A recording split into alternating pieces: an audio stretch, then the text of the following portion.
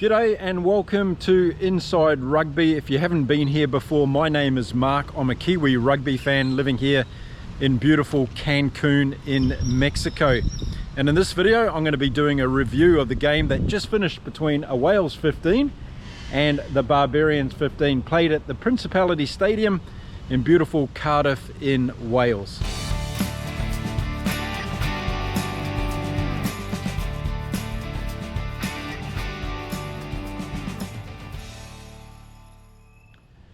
Okay, so I'm going to dive into that game in a minute, but before I do, I've got a big announcement to make for you all today. I've decided that I'm going to do this YouTube thing full time and share my love of sport, including rugby, of course, with you all around the world. So I've started another channel here on YouTube, and it's going to be a channel dedicated to all other sports other than rugby.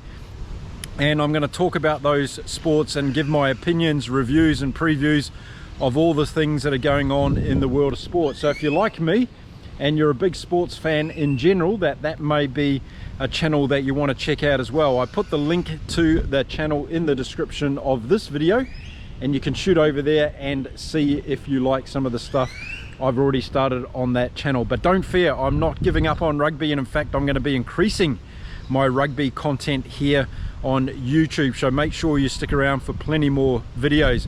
Now let's get into talking about this particular rugby game, and as with these Barbarian fixtures, there's always a bit of noise going on around the actual game itself, isn't there? And I guess the first one was, if we looked at the coaching staff of the Barbarians team, we had Scott Robertson, who's the new coach of the New Zealand All Blacks going forward, and Eddie Jones coming together, and it was quite fascinating during the game. Every time the TV cameras went on to Eddie Jones, he got a huge boo from the crowd within the Principality Stadium. I wonder why.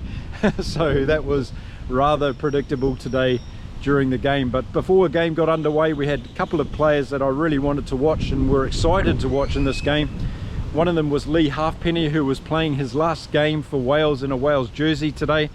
And he's going to be heading off down under actually to New Zealand to play for the Crusaders in New Zealand. So that's going to be an interesting move for Leah Halfpenny. He's been a stalwart for Wales over the years. Started off his career on the wing actually, and then moved to fullback, where he's really made a name for himself. So I was looking forward to watching Leah Halfpenny play today. And then the other one, of course, was Alun Wyn Jones. What an absolute stalwart he's been for Welsh rugby, and coming in today playing for the Barbarians was a really interesting one for me to watch. Now, Alun Wyn Jones made his debut in rugby in 2005, and he was actually a flanker back then, and moved his way into the locking position over the years and really made a name for himself with over 150 caps for Wales. So an absolute stalwart in the game of rugby, someone I've enjoyed watching throughout the years. And I was excited to see him pull on a Barbars jersey today in this particular game. The other thing that was interesting in this game, the Barbars team was made up of 10 Australians and 5 Fijians, so we were probably going to get a little bit of backlash from the Rugby World Cup, both of those teams having their own encounters with Wales, and some of those players from both Australia and Fiji wanting to really show themselves today.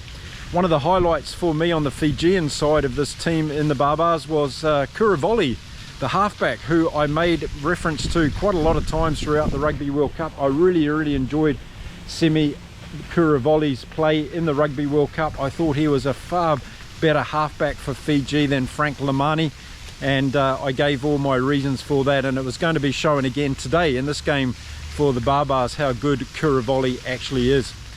Now what I'm going to do in my review of this game is go through quarter by quarter, give you my review of each quarter and who I think came out on top in the quarters. The Barbar games are always pretty exciting. I'm sure that Warren Gatland, as the coach of Wales, would have wanted to see a little bit of structure from Wales in this game. They wouldn't want it to turn into a basketball style of game. I'm sure there were some players on the fringe of the Welsh selection for the Rugby World Cup that he wanted to have a closer look at, with the Six Nations in mind that's coming up, of course, in early 2024. So a number of interesting things there to look at before we got into the game. So over 53,000 packed into the Principality Stadium with the roof on today in Cardiff. and the game got underway with both teams showing straight away that they wanted to play an open style of game. It didn't take long for Wales to get on the front foot of this game. In the 3rd minute of the game, Darwy Lake for Wales went over for a try with a pile of forwards on his back, and it was after a really good set-up move from both Thomas Williams and George North, who were involved in getting a break down through the middle of the field for the Barbarians defence falling off them and the Welsh forwards coming through, and Lake was the beneficiary of getting the ball and getting over to score the try. So an early try to Darwy Lake. It was converted by Leah Halfpenny, and Wales went out to an early lead after 4 minutes of 7 points to 0. Nicholas Sanchez was playing in the 10 jersey for the Barbarians in this game, and straight after the try had been scored and converted by Wales, he did a shocking restart where the ball went out on the full, so that gave the ball back to Wales straight away, and they duly got involved in creating a few phases of play. But then in the 10th minute of the game, I saw something that I didn't think we were going to see in a Barbarians game, and that was a yellow card. And yes, Adam Baird for Wales got sent off for a cynical act within the bottom of a ruck, and the referee had no hesitation to get rid of Adam Baird from the field. So he was probably as surprised as the 53,000 people sitting in the Principality Stadium that in a Barbars match it is possible to get a yellow card, and he was going to have 10 minutes on the seat beside the field to watch the game. So Wales down to 14 men, and the Barbarians came on to attack, and just 2 minutes later in the 12th minute of the game, the Barbarians were very close to the Wales line. The ball came out to Kuravoli. He sold a beautiful dummy to the Welsh defensive line and went over for a very easy try for the Barbarians. Now, despite the try being scored in a fairly favourable kicking position, Nicholas Sanchez missed the conversion for the Barbarians, so the score stayed at 7 points to 5 to Wales after 13 minutes of the game. And then, as that tends to happen in Barbars games, they get a little bit open, they get a little bit scrappy, and for the next 6 or 7 minutes of the game, that's what we saw in this game. But the Barbarians pushed down once again, got very close to the Welsh line, and the Welsh were under quite a bit of pressure, but they got a free kick from the referee to relieve that pressure, and they were able to clear it from their line with Costello, who was playing in the number 10 jersey for Wales, got the ball back upfield for Wales. So the end of the first quarter came. It was 7 points to 5 to Wales on the scoreboard, and I gave Wales that first 20 minutes of the game. I just thought they were having a little bit more structure in their game, which is not surprising with the Barbar boys not being together for too long under the coaching of Eddie Jones and Scott Robertson, and their combinations at times were just falling off because they just simply weren't used to playing with each other. So 7 points to 5 after the first 20 minutes. I give that one to Wales. So starting off the second quarter of the game, and the first thing that happened in the 21st minute was Adam Baird came back on the field again, so Wales were back to a full complement of 15 players. And again, the game went into that phase where we saw both teams trying to run the ball. Wales, through George North in particular, was trying to push upfield. Rio Dyer was getting really involved in the game and was doing some good things from his particular wing. And I was also impressed with Tom Rogers, the other winger for Wales. Lewis Rees-Zammit and Adams weren't available for this game, so Tom Rogers came on, and this is the first time I've had a chance to have a look at him in a Welsh jersey. So he was playing quite well on the other wing, and also when he got the ball, he looked quite strong in taking the ball up. And in the 27th minute, it was that man Rio Dyer that did a great break down the left-hand side of the field. He was there in combination with Thomas Williams. He put a kick over the top. It went into the Barbars' dead ball area, and it was nearly a try to Wales, but the Barbars were able to get back in time to close that one down. So that was a close call for the Barbarians at that stage. What's always interesting in these games is to see how the forwards packs work out against each other. Again, because the Barbars haven't been together for very long, the combinations are not necessarily there. But I tell you what, Taniela Tupou, who was in there from the Australian team playing for the Barbars, was absolutely crushing Corey Domachowski and giving him a very, very hard time. And Domachowski picked up an early injury in this game, and I'm sure it didn't help him when he was set down against the massive man that is Taniela Tupou. But a number of scrums went to ground, and in fact Domitrowski was penalised a couple of times because Tupou was just getting the better of him in the scrums. But then in the 29th minute of the game, it was that man Rio Dyer that once again set the Welsh backline apart. He did a great attack down the left hand side of the field. The ball came out to the right hand side very quickly through a few Welsh players' hands. It got to George North in quite an uncomfortable position, so he decided to loop the ball through his legs out to Tom Rogers, who was waiting on the right hand side wing, and Rogers darted over for a good try for Wales. So a bit of slippery work from George North, passing the ball through his legs and getting out to Tom Rogers, and he went in pretty much unattacked by the Barbars defence. So a good try for Wales in the 29th minute of the game. That put the score out to 12 points to 5 with the kick to come, and that man Leah Halfpenny, who doesn't seem to miss kicks at goal, Mr. Reliable, came up and got the conversion no problem at all. So the Welsh went out to 14 to 5 after 30 minutes of the first half. Just started to rain a little bit here in beautiful Cancun, so I've had to come under cover. So yes, a few players that were impressing me as the first half carried on in this game, and one of them was Jack Morgan for Wales.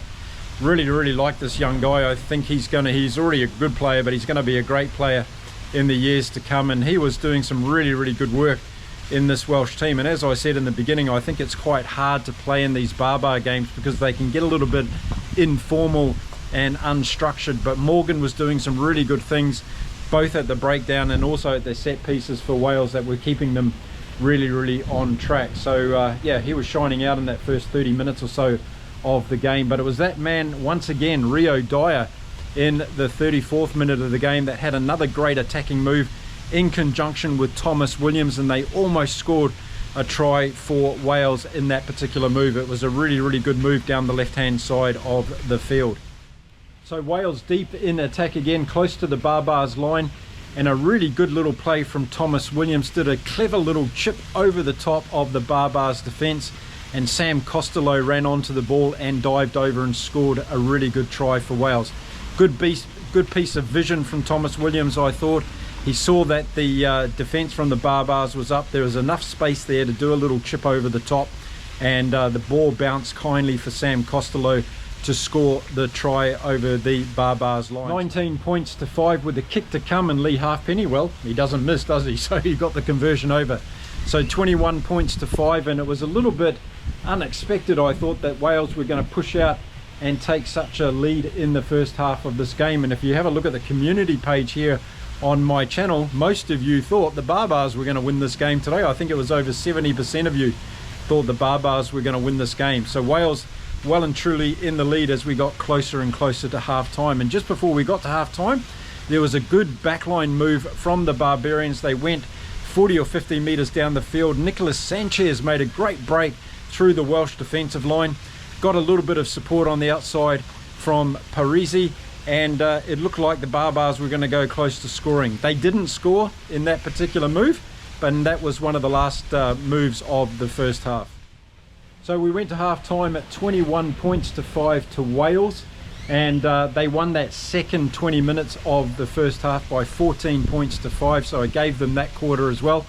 And they just once again looked like when they got the ball that their combinations and their structures obviously looked a little bit better than the Barbarians. But the Barbarians were giving it a go, and they had some really good moves and plays going on as well between different players. One of the players that I was keeping a close eye on was Sean Stevenson, the winger from New Zealand. Been a lot of hype about this guy, and I hadn't seen him play too many times this year in particular, and I was keeping a really close eye on to what he was doing in the first half. And there was a couple of really bad situations that he created where he actually created turnover ball for Wales in the first half just by making the wrong decisions at different times. And when he got the ball, he looked a little bit indecisive as a winger. You know, we've been watching the great Will Jordan and the Mark Talias in the Rugby World Cup for New Zealand, and you can just tell that a player like Sean Stevenson is a layer or two below these guys in terms of their execution, decision-making skills, and it was interesting to witness that throughout the first half of this game. So half-time came up, and I'm sure Warren Gatland would have been happy, but also reminding the Welsh players to keep the structure to the game, keep playing proper rugby and using the kicking strategy when it was appropriate. earn the right to go wide and give their outside backs an opportunity. I think Scott Robertson and Eddie Jones probably would have been talking to the Barbars about where they're going to go for dinner tonight, where they're going to have a few beers after the game, and there probably wouldn't have been too much more strategy spoken in the Barbars shed at half time. So a few standouts for me in the first half on the Barbar side. Alun Wyn Jones was having a really good game. He was good in the breakdown area. Michael Hooper, great to see him playing again, in particular playing under Eddie Jones, which was very interesting, of course, and a bit of a sideshow to this whole game today, but he was playing well and he's been off the field for a while, so he was getting back into it, looking very hungry in the breakdown area, trying to get as many turnovers as he could. Tipuric was also really good for the Barbars, playing his last game as well today, and he had a notable first half, I thought. Sanchez was okay at first five. He did make a couple of mistakes in that first half, but he was getting the ball nice and cleanly from Kuravoli, who had a very good first half, the Fijian halfback, and as I keep saying, I got raps on this guy. And Droesi from the fullback from Fiji, again a little bit sensitive at fullback, and as we saw throughout the Rugby World Cup, a couple of times under the high ball he was a little bit suspect, and when he was bringing the ball up he didn't look like he was connecting too well with his support players. So that's something that I also had a look at in the first half. So having a look at the Welsh players, I thought pretty much most of the backline played pretty well. I thought Thomas Williams was going well at halfback. Sam Costello was doing some really good things. He got replaced at half-time by Evans coming in to number 10, which was an interesting move, I thought, from Warren Gatland. He's obviously wanting to look at that 10 position for Wales and see what's going to happen after Dan Beggar and Gareth Anscombe move on, and trying to see a few opportunities there, I thought. George North played pretty well. Rio Dyer was pretty hungry in that first half and got involved. Tom Rogers, as I said, was really good, and Leah Halfpenny picked up a bit of a knock in the first half, which kept him a little bit under wraps and didn't show himself too much. In the forwards, I thought the Welsh front row was getting a bit of a hard time. Darby Lake was good in open play and hungry to get the ball out there as well. And Wainwright was the other one that I thought had a good first half. Despite the blonde hair thing going on, I think Wainwright had a pretty good first half for Wales. So the second half got underway and Kai Evans had come on, as I said, for Sam Costello for Wales, and Angus Bell had come on for the Barbars team. Angus Bell, the prop from Australia, of course. I got a lot of raps on this guy. I think he's a really, really good player. He was one of the only players that really stood out for me in the Australian Rugby World Cup squad. He was big in every game that they played, and I really like the way that he plays in open play as well. And he had an opportunity in this game after a few minutes of the second half. And it was in the 46th minute of the game, and it wasn't just Angus Bell having an opportunity, he created an opportunity. He received the ball back in the Barbars half. He ran straight up through the middle, or as we say in rugby, up through the guts of the players on the Welsh side. He beat a number of players with some fancy footwork. He then looked to see who was in support, and he saw Tipuric on his left hand side. He put a fancy little kick in that Cheslin Colby would have been proud of, and I thought Angus Bell thought he was a winger for a minute because he was playing a very dashing phase of play. So he put a kick in, brought the ball back across the field. Tipuric went in to contest the ball against a couple of the Welsh defenders. They missed it and knocked it backwards, and Kuravoli, yes, that man Semi Kuravoli, was on the position there right over the Wales line. He dumped on the ball and touched it down for a great try to the Barbarians. So Angus Bell, great work, and maybe he'll be on the wing next time for the Barbarians. Sensational setup to that. So it was 21-5 at half time, but by the time we got to that 47th minute mark of the second half, the Barbarians had scored a converted try. So Sanchez had got the conversion over and we're back to 21 points to 12. And I just thought this was a really important part of the game because it probably gave the Barbarians a little bit of motivation and inspiration to carry on. I think 21-5 at half time, the heads would have been down a little bit. They've all would have been feeling those niggles they got from the Rugby World Cup, and the game could have ran away from them quite easily at that stage. But I think scoring that try, and particularly the way that it was scored, it was a really great effort from Angus Bell, and then also from Kuravoli getting in there to dart the ball down once it went over the goal line. So I think that would have given the Barbarians a little bit of energy, and as a result of that we saw them starting to get back into this game and starting to put some combinations together that were troubling Wales at different phases of play. So Wales made a couple of changes. Plumtree and Teddy Williams came on, two guys that have got a little bit of a checkered past for Wales. Plumtree, haven't been a big fan of him, so I was going to be interested to see how he actually went in this game. And of course Teddy Williams, when he came on in that autumn international, he had a little bit of a despair moment where he was off the field again pretty quickly, so he would have wanted to be making amends for that. But it was the Barbars who kept the momentum going, and after, as I said, after that try was scored at the beginning of the second half, they wanted some more, and they started putting together some really good phases of play. And it was that man, Alun Wyn Jones, that eventually went over with his very, very long arm, reaching out, putting the ball down over the line and scoring a try for the Barbarians. So they were right back into this game. So 48 minutes gone, 21 points to 17, kick to come for Sanchez, and he got that over. So 21-19, 2-point game, 48 minutes gone on the clock. Very, very interesting. And I think Warren Gatland would have been getting a little bit annoyed and frustrated at this stage, because the Barbarians were doing what Barbarians are paid to do, to make the ball open play, put different phases of play together, throw the ball around a little bit Harlem Globetrotter style. And some of those passes were sticking, so they were able to get a couple of those tries back on the board. Wales needed to keep the structure of this game going so they could actually produce really good different phases of play and then earn the right to go wide.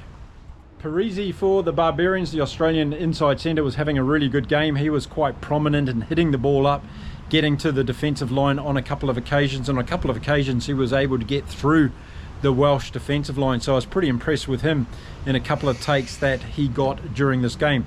Then in the 56th minute of the game, Wales were down on attack again, and the ball came out to that man Plumtree that I just mentioned before, and he went over for what was a questionable try in my mind. There might have been some interference being run there from Wales. Alun Wyn Jones came up and had a chat to the referee about it. He asked him to get the TMO to have a look at it, and the referee said that he was okay with it. So I'm not saying it wasn't a try, I was just saying that it was questionable, let's put it that way. But Plumtree went over. He seemed to be as surprised as anybody that he got a try, and Leah Halfpenny was able to get the conversion over yet again for Wales. So 26 points to 19 soon became 28 points to 19 when Leah Halfpenny got the conversion over for Wales. So just a few minutes to go in that 20 minutes of play, and from the restart, well, it was deja vu. Nicolas Sanchez decided to kick the restart out on the full again. So twice in this game already he'd succumbed to that. To the 60-minute mark of this game, and that 20-minute period after halftime up to 60 minutes, it was 14 points to 7 to the Barbars on the scoreboard. And I definitely gave it to them that quarter of rugby. So Wales had won the first 2 quarters of the game as far as I was concerned, and the Barbars came back in that third quarter and they scored a couple of good tries and they started showing the momentum of the game. Unfortunate they got that try against them with Plumtree. I think that might have created a different outcome of this game, but definitely the third quarter of the game for me went to the Barbars. And then in the 61st minute of the game, unfortunately the referee decided that he needed to even up the ledger a little bit, and he gave a yellow card to Asafa Mua, the New Zealand prop that was on for a replacement, and he was sent off for 10 minutes. So the Barbars were then down to 14 men. Unfortunate situation for the Barbars. They were just getting back into this game, even though Plumtree to score that try for Wales. Yellow card was given. It was just 3 minutes later when Wales were able to take advantage of the situation, and they'd had a couple of good attacking moves down into the Barbars 22 and put together some good forward rucking phases as well. Finally the ball came out to Wainwright, and he went over for the 5th try of the day to Wales. Good try to Wales, that one. 33 points to 19 with the kick to come. Leah Halfpenny stood up, and what happened? He got it over, of course. So 35 points to 19, and it seemed at this stage, well into the 60 minutes of this game, that the Barbars were going to struggle in getting back on the scoreboard. A couple of things then happened in the game. The Barbars made a couple of replacements. Ben Donaldson, the number 10 for Australia throughout the Rugby World Cup, who started off at 15, he came on the field for the Barbars and replacing Nicolas Sanchez. And then we saw Velez also coming on for the Barbars, and of course Velez, the halfback for Argentina. So there were some interesting changes that happened for the Barbars. But in the 65th minute, we saw Leah Halfpenny getting his standing ovation from the massive crowd in the Principality Stadium today, as he was subbed off the field for the last time in a Welsh jersey, and he took a moment or two to appreciate and respect everybody that was there today watching this particular game, and a great stalwart, as I said before, for Wales Rugby. As I said, he's going to be heading down under to play for the Crusaders in New Zealand. That's going to be interesting to watch. And Leah Halfpenny went off the field at the Principality Stadium for the last time in a Wales jersey today. So the 74th minute of the game, and the Barbars weren't done yet. No, they went crashing down towards the Welsh line again, and it was that Australian flanker, Tom Hooper, that got the ball and went over for a good try for the Barbarians. So the Barbarians trying to claw their way back into this game, but they were running out of time on the clock, unfortunately. So 74 minutes it was on the clock, 35 points to 24 with a kick to come. Ben Donaldson, the Australian number 10 or 15 or whatever you want to call him, came up and got the conversion. So 35 points to 26, and you could see it in the Barbars at that stage that they were really interested in trying to get themselves right back into this match.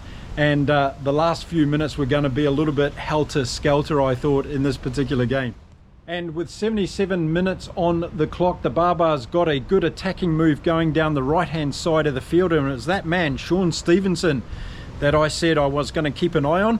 He did a really silly thing and gave the ball away to the Welsh team, and they came down the left-hand side of the field on their side with a great attacking move that Jack Morgan and Rio Dyer were involved in yet again. And again, those two standout players for me.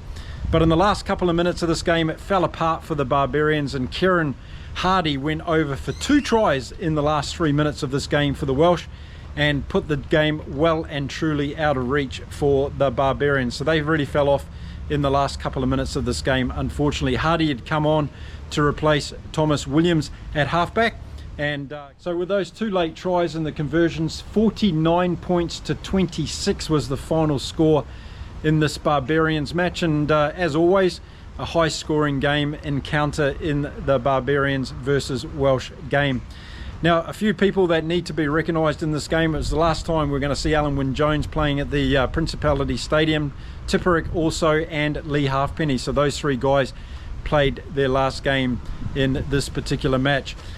Sam Costello, I thought, had a good first half. I thought Kai Evans did okay in the second half with Wales without being too brilliant, although the Barbarians did get through the defensive line a couple of times.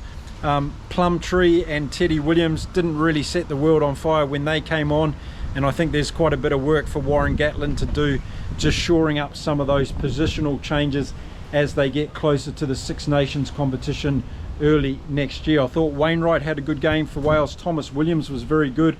George North did some good things, but he also did a couple of passes that were suspect out there. For the 4th quarter of the game, between 60 and 80 minutes, I have to give that to Wales. They scored more points on the scoreboard, and they closed out the game pretty well. So in the end, Wales ended up winning 3/4 of this game, and 1/4 I gave to the Barbars. Now, as a side note of this game, well, we wait to find out where Eddie Jones is going to go for his next coaching role, and everybody thinks he's going to be drinking sake and eating sushi pretty soon. And we've got Scott Robertson, of course, going back to New Zealand now and starting to get his tenure together as the next All Black coach. So that's going to be an interesting chapter in his journey as well. For Warren Gatland, he's got to go away now, and he's got to start to prepare a squad to take into the Six Nations. And I think a couple of the players today really stood out for me. I think Thomas Williams was really, really good at halfback, and he's playing really, really good. I think Sam Costello is going to be able to step up eventually into that 10 jersey. But I think it's going to be in the forwards that a lot of work needs to be done for Wales. I think other than Wainwright and Jack Morgan, Adam Baird potentially the standouts, but I think they've got a problem in the front row, and they're going to really have to get that together if they're going to have to take on the likes of France and Ireland in the Six Nations. They're going to have problems if they don't address that. So there we go, that's my take on the game. I hope you've enjoyed this review video. If you have, hit the subscribe button, give it a thumbs up and a like, and don't forget to drop your comments if you watch this game as well. I'd love to hear from you what you thought about the particular players in this game. Okay, that's it for this video. Don't forget, go and check out my other channel, Sports World with Mark. I've put the link in the description of this video. I'm talking about all other sports other than rugby. Just started that channel, so give us some love and appreciation over there. I'd really enjoy that, and we'll get into growing that one as well. So until next time, stay well, stay safe everyone. I'll see you again right here on Inside Rugby with Mark very soon with some more content. Until then, bye for now.